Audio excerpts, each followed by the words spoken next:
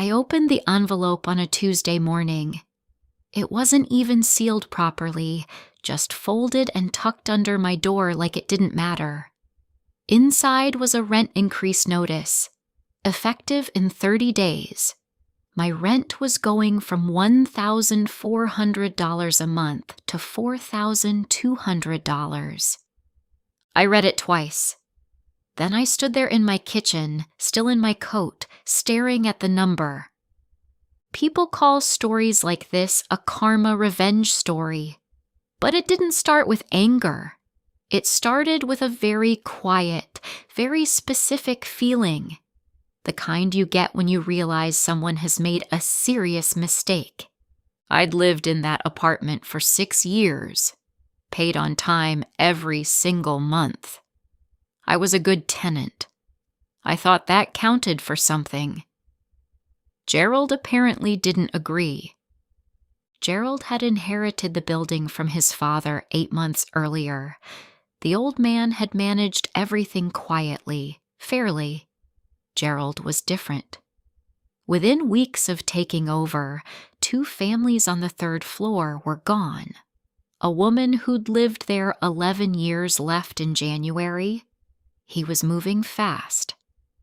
I called his property management number. No answer. I sent an email. No reply. I stopped telling myself it was a mistake. What Gerald didn't know, what he couldn't have known because he never asked, was that I'm a real estate attorney. I don't put it on my door. I don't mention it to neighbors. I go to work. I come home. I pay my rent. He saw a single woman in a rent-stabilized unit and decided I was the easiest one to remove. That was his first mistake. I pulled my lease that evening and read every page. The building was rent-stabilized. I knew that. But I wanted to see exactly what had been filed, what the legal registered rent was, and whether the stabilization had been established correctly. I requested the building's rent history from the Housing Authority portal. 10 minutes. When the records loaded, I checked every filing timestamp. Gerald's father had registered the apartment properly for years. Clean record. But when Gerald filed the ownership transfer, he'd listed my unit as exempt from stabilization.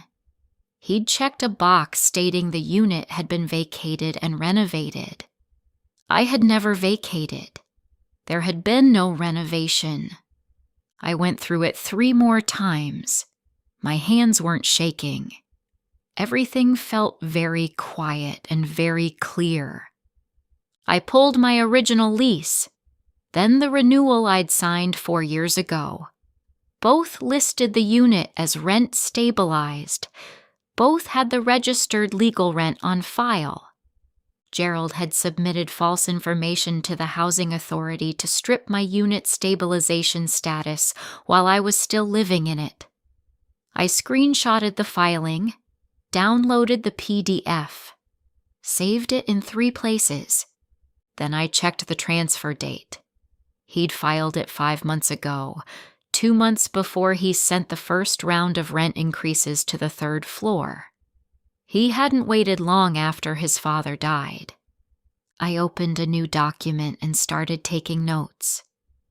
What Gerald also didn't know, what he would have found if he'd ever reviewed the contracts attached to the building, was that his father and I had a written agreement. Years earlier, a pipe burst in my unit and destroyed about $3,000 worth of equipment I used for work.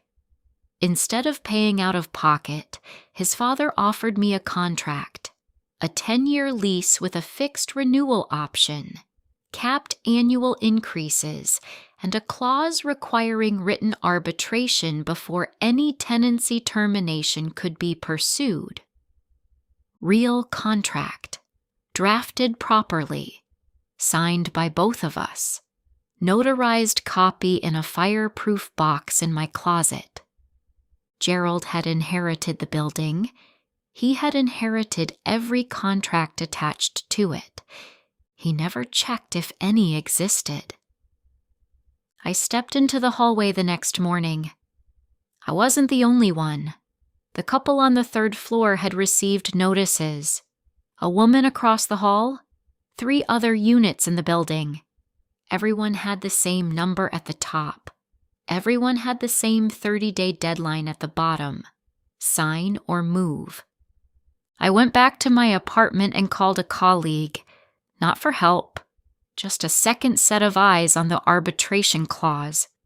She read it and said, "This holds."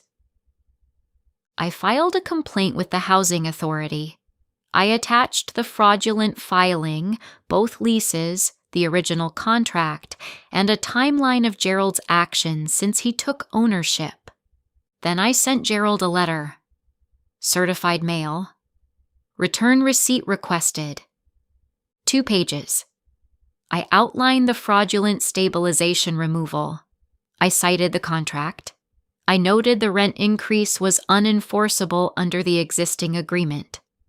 I requested written confirmation within 14 days that the notice was rescinded and the unit stabilization status restored.